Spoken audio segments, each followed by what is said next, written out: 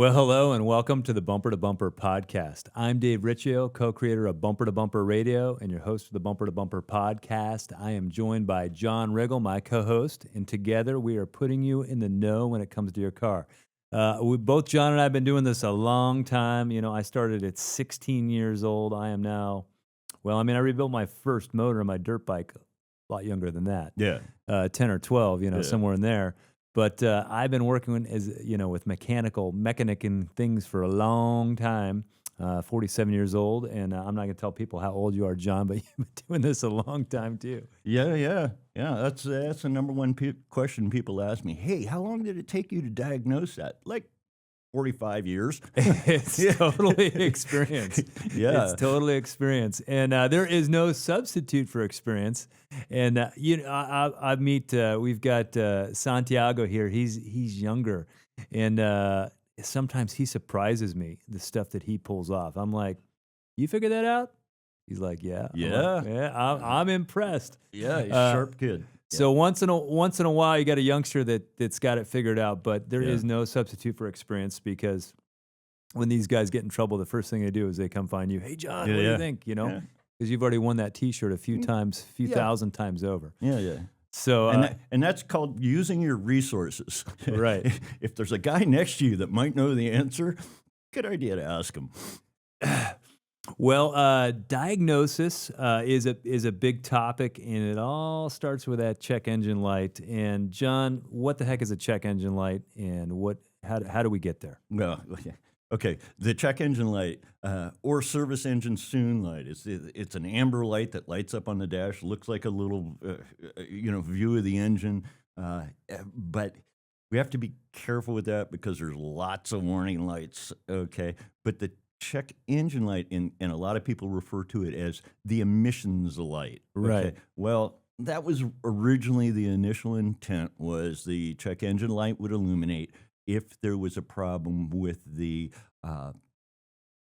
fuel management or engine management system, where it determined that for some reason they thought the tailpipe emissions might increase out of the car, or the evaporative emissions, whichever. If the computer figures that out, that there's an issue with one of those systems, then we illuminate that check engine light. And the problem with the thinking about it as an emissions light is, because the systems are so integrated now, it's not necessarily illuminated just for emissions problems. We have check engine light come on when we have transmission problems. Oh, yeah. Right? And that confuses people, because people are like, well, it should only light up for an emissions problem, but it's a transmission problem. So how does a transmission cause poor fuel emissions, right? And so what happens is, you have to look at the way the federally the emissions are regulated, and it's in grams per mile. So if you've got a transmission that's slipping, all right, so as you're traveling down the road, if that transmission's slipping, the grams per mile of pollutants coming out the tailpipe is actually more than it should be. So we can have transmission codes and things like that in there that show up where that light is on. So the check engine light comes on, and the thing is, and I think it's helpful, but people can run into the local auto parts store. They can go down to Acme Auto Parts, and they go in there, and guy comes out, he grabs a tool, he plugs into it. It's a little looking gizmo. Yeah. Plugs into it, and he says, "Oh yeah, here's your list of codes. You can get a printout." Right. Anymore, actually, I went to the auto parts store when I took Shauna's vehicle out to her in California, and the check engine light turned on. Sure. And I said, let me figure out what it is, baby, before you get on the road. And I went in there, and they actually handed me the tool. Right. They go, here you go. So I went out, I plugged into it, then I went in, and they gave me a printout. So Oh, wow. it was a little bit different, Yeah. than what I expected. I expected them to do it for me. Yeah.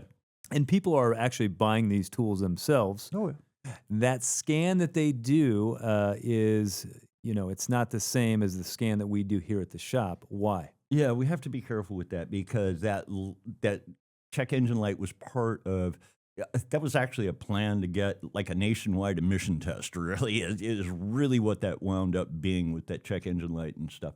So one of the things we have to be careful of, that light is governed by certain rules for generic OBD2.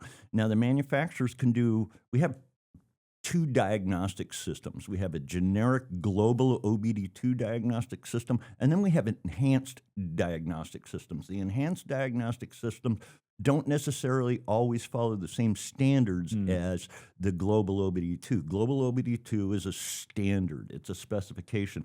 So when you're getting that scan, a lot of times all they are scanning for is just the generic global OBD2 powertrain information.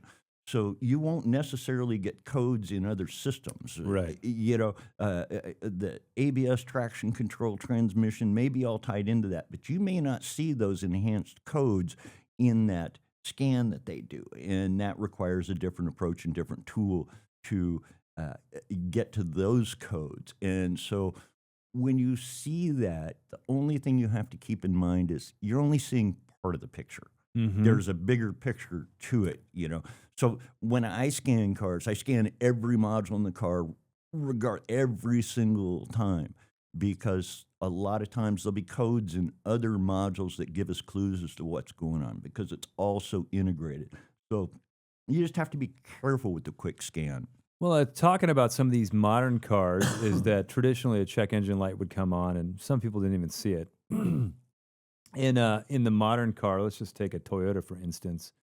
You didn't just get a check engine light on; you got all the lights. Yeah, every single lights up like a Christmas tree, and the people just panic. They freak out. And why does that happen? And so, let's just say, for instance, you could have a speed sensor bad. Okay. Yeah, it's a good example. Okay, so speed sensor's bad. Well, the speed sensor works with the traction control, the ABS braking.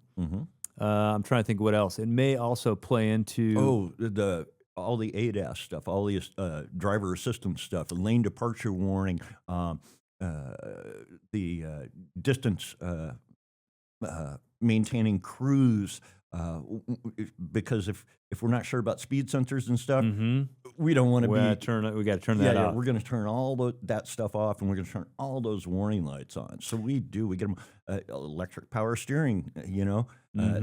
Changes the amount of force it required to steer the thing depending on the speed. You want a little more assist when you're in parking lots, and a little less assist when you're going down the road. If you don't trust the speed sensors, we don't want to. We'll just shut that all down. And I think they want to light everything off for the fact that they want you to get in because of their safety features. With ABS, people driving in the rain and something comes up in front of them, and they think they did a great job avoiding an accident. Yeah. Right. Well, they didn't realize how much actually happened. That car has a yaw sensor in it. It's got a steering angle sensor. It may have tapped the right brake that you didn't know. Harder than the left. It may have, there's a lot of things that happen, and a lot of systems all talk to each other. Yeah. So when there is a problem, you're going to get all the lights on a lot of these vehicles. I think a Subaru, I think a Toyota. What are some other manufacturers? I guess they're all getting that way. I see it. I'm trying to remember the one the other day. I had a Honda in here or something that had all the lane departure stuff and everything else lit up on it, and I was kind of caught me off guard because I don't usually see it. It was a later Honda, and it actually had 4 or 5 lights on it. I was like, and there was a single source for that. When it was all said and done, all the lights came on for the same reason. It was like, oh, geez. Right. Well, back to check engine light. So the check engine light is anytime the modern vehicle is self-testing, so it's running tests on itself all the time. And in the old days, you would go in for emissions, and they would plug the sniffer into your tailpipe, and they would see how your car is running. Well, the modern car, it's got its own sniffer built in it called O2 sensors. Yeah. And so it does the sniffing for you. But when the computer recognizes an issue, it will turn on the check engine light. And so a lot, because it is the emissions code, and I don't know how many people drive around with the evaporative emission code that they ignore, so that little yellow light is always on. Yeah. I don't, it's one that gets misdiagnosed all the time because they can be hard to diagnose. Yeah. But people will ignore that one because it's not urgent, and they feel like, it's just an emissions thing. The problem is that emissions light, that light comes on for 250 different reasons. So whether it's a gas gap reason, and if it's just always on, you're not going to know when there's a new problem. Yeah, that's the problem. So, you could use the auto parts store to scan it just to see if anything's changed if you are ignoring a problem that you don't want to deal with right this minute. So the computer recognizes an issue, and then it's a yellow light. And I say with lights on a dashboard, if it's a red light, you got to do something about it right now. That's going to be things like brake lights, battery light, temperature lights, oil pressure light. That's not stuff where you can keep driving around on it. Check engine light, you still got to get it checked out, but it's not like right now. Yeah. Unless it's flashing. Yeah. There's one time that check engine light will flash if you got a hard misfire, Mm-hmm. which you do want to address that right away, because a dead misfire will definitely take out your catalytic converter. That gets real expensive. Yeah. So you can't ignore that one. But so there's an error recognized by the computer. Now, when you go to the auto parts store, and I think this is where people get confused, is they'll plug into it, and I'm going to use transmissions as it comes up. There'll be a code in there for the torque converter, PO 740, 741. Yeah. And that little short definition that the scanner gives you might say something along the lines of torque converter clutch stuck off. Yeah. Or torque converter solenoid. Mm-hmm. So people think, oh, I just need a solenoid, right? Yeah. Well, that's the misleading. I would say that little short diagnostic is it's not a diagnostic. That's just, and I guess that's what we need to talk about, is the difference between a code scan and diagnosis. So the code scan is simply there to determine which codes the computer has decided to set because it saw something that it didn't like, okay? So you go and you get your code scan. Well, you've got your code and you've got your code description. That's where we get into diagnosis, because the code doesn't necessarily tell you which component is bad or which component to replace. So there's limits to what you can do with onboard diagnostics. So if you have a situation where you've determined that the fuel level isn't correct in the car for one reason or another, the computer doesn't know whether the fuel level sensor is bad or whether there's no fuel in the car, depending on how the fuel level sensor fails. If it's erratic, we can pick out an erratic sensor. But if the tank is empty versus just having a bad sensor that's open, we may not necessarily know that. So that's where we have to make the diagnosis. I always tell people, I've diagnosed issues with low fuel pressure before, and when I went to take the tank out of the car, I realized that the fuel tank didn't weigh as much as it should have. So I had to put the gas tank back up, go get 5 gallons of gas and pour in it, So you have to be careful with that. There's a difference between just looking at the code and diagnosing why the code is there. And that brings us back to the difference between the code definitions and what code set criteria is. Right. And that's the hardest one for people to figure out. And we got a vehicle from another auto shop, and what they did is the guy went in with a, check engine light on, a transmission not shifting right. And so they, it had a code for the 2-3 shift solenoid. Oh, yeah. Code for the 2-3 shift solenoid. So they just go and they look and they say 2-3 shift solenoid, okay. And there's a wiring harness on the inside of the transmission, and we'll change them both. We'll be good. Yeah. Right? Yeah. So they changed them both, and they charged the guy whatever they charged him. Yeah. He drives down the road, and they just essentially they went off the code. It was a code diagnosis, right? Yeah. So the guy goes and drives it for 400 miles, and boom, check engine light comes back on, and the thing's doing exactly the thing it was doing before. Yeah. So now it's over to our shop because we're friendly with that shop, and what the work they did was good, and how they got there was okay, but they don't know what we know on this end. Right. So now we got it, and it's super intermittent. For it to go 400 miles without setting a code is a long ways. Yeah. And rule number 1 in diagnosis is verify the concern. Yeah. So when we test everything tests perfect. Mm-hmm. But in this case, what you're doing to it, because now we got to catch an intermittent issue, and we know it's not the solenoid, assuming they put in a good solenoid. Yeah, no, we don't know that yet. Yeah, we don't know that yet. Could be. We don't know that it, we suspect it's not the internal wiring harness. Yeah. We're kind of ruling that out, but still, there's room for human error in there too. Yeah. But now we've got the possibility of a computer issue. Mm-hmm. So that got a PCM in it, powertrain control module, which controls the engine and the transmission. It's kind of the main brain. Yep. So we maybe have a PCM issue, or maybe we got a wiring harness issue. Yeah, could be a harness And on issue. this car is I don't remember. I think it's probably 15 years old. And it's got the wiring harness, all the wire loom, the covering on it. 80% of it's missing. Yeah. A whole lot of opportunity for wire damage in that car. Mm-hmm. So now you said you've got a a meter on it. Yeah, I hook up a scope or a meter or both, and I'll record the current and the voltage going to that solenoid in that circuit, so I can watch and see what happens when the symptom is there.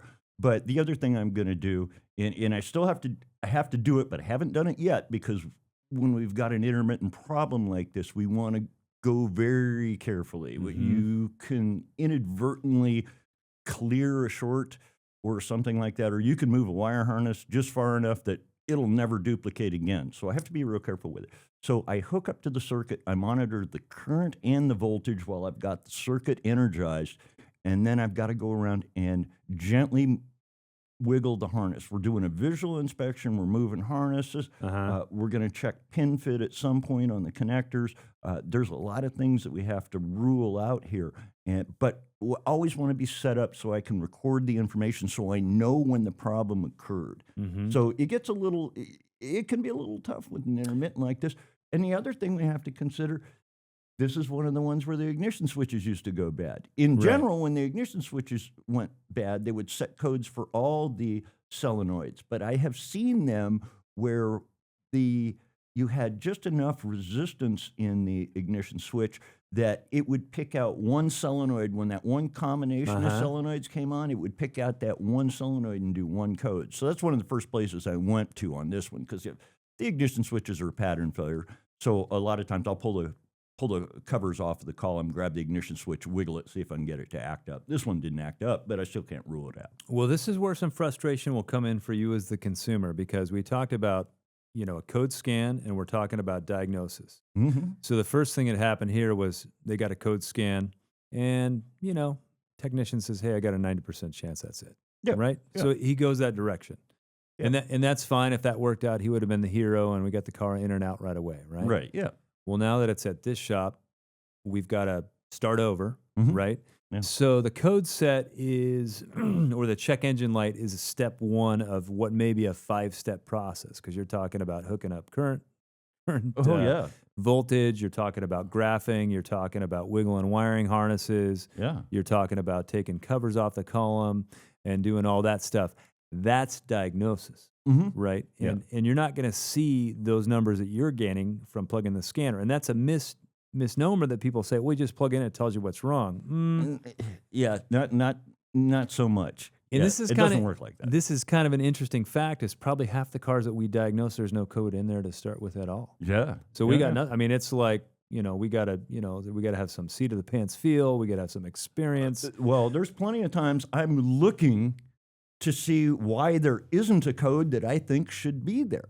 So we'll use misfire for an example. I've got cars that roll in with dead misfires that don't have misfire codes in them. And now you got to be asking yourself, well, why doesn't it have that? I mean, I can diagnose a misfire. It's easy to diagnose a misfire without a code. I don't necessarily need the code for that, but sometimes I need to know what else is going on. So maybe some service has been done to this car where it required a crank sensor profile relearn or something that didn't get done. Okay. Well, until that gets done, the misfire monitor doesn't run.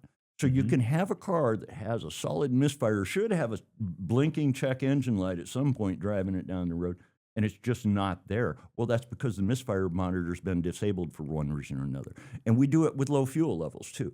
A lot of cars, if the people are driving around on empty, you can have a solid misfire, but system won't pick it up because we don't run misfire monitors on cars that are running out of fuel, because cars are running out of fuel and misfire. So that's why you really have to understand the code set criteria. Yeah. So when that engineer put that code in that computer, he said, these are the things that have to happen in order for this code to set. Right. And so if you don't understand that, and I see it all the time, people come in, they say, I got a code for solenoid, I need a solenoid. Yeah. Well, it's not a solenoid, it's not a code that is for an open or a short on a solenoid. It's a solenoid performance code. In other words, the computer turned on the solenoid, didn't get the result it wanted via the speed sensor feedback or the pressure sensor feedback. It didn't get what it wanted to see, so it sets the code, and it's a solenoid code. And so people think, well, just put solenoids in. I see this a lot of times with do-it-yourselfers. Yeah, and if you look at the code set criteria, they're looking at overall gear ratio. They commanded the solenoid on. They didn't see the gear ratio change like they should have seen.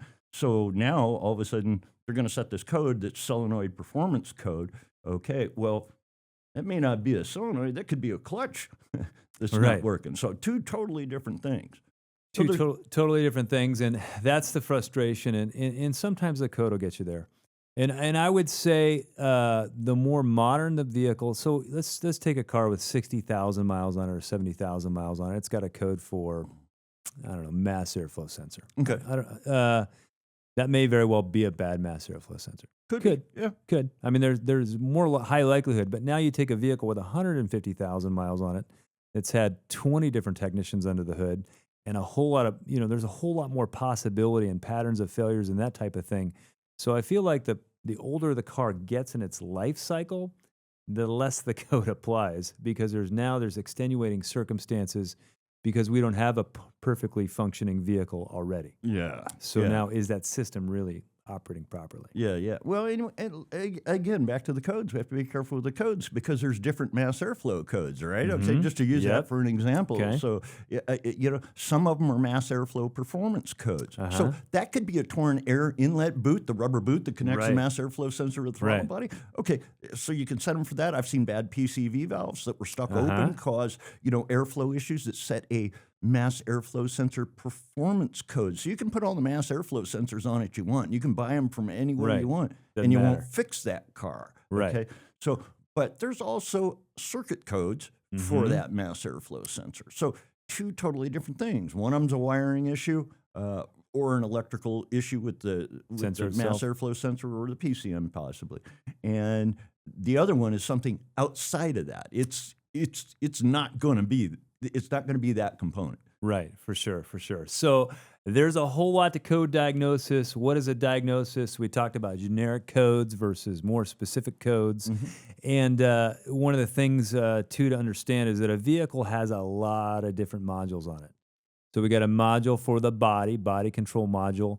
We've got sometimes the HVAC is part of that. Sometimes it's separate. We got a module for the HVAC. We got a module for the front seat. We got a module for the passenger seat. We've got all kinds of modules on the vehicles, and they all talk, and there's a network in the car that it's kind of like the internet within your vehicle. So they got a system in there, and they're all talking, and when you scan a car, you can scan that basic module, that powertrain control module, which is going to be the engine, and sometimes includes a transmission. Sometimes the transmission module is separate in a TCM. So when you go and you get a code scan and it's a generic one, all they're doing is looking at that powertrain control module.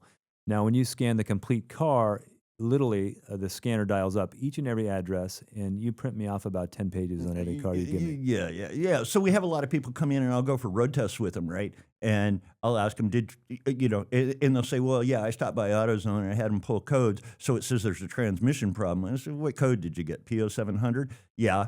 Generic. And was there any others? No. Well, okay, that's the generic code. PO700 is a transmission control module mill request. So that means the transmission control module recognized a problem, requested the illumination of the mill through either the instrument cluster or the PCM we turned the check engine light on. So, but when I scan them, now all of a sudden I'll have a whole bunch of transmission codes in there those are specific codes. Those are ones that give me the real information. That PO700 is more just an informational code. The TCM has recognized a problem. Just a little bit of insight. We could talk all day long about code scan and diagnosis and methods for diagnosis and all that. So hopefully this gives you a little insight. Thanks for joining us on the Bumper to Bumper podcast. Well, hello, I'm Dave Riccio, your host of the Bumper to Bumper podcast. And I would like to thank you for tuning in. If you want one of your car questions to be answered on our podcast, tap the link in the description for a chance to have your question featured. And while you are there, we would love for you to like and subscribe to see more Bumper to Bumper podcasts in the future.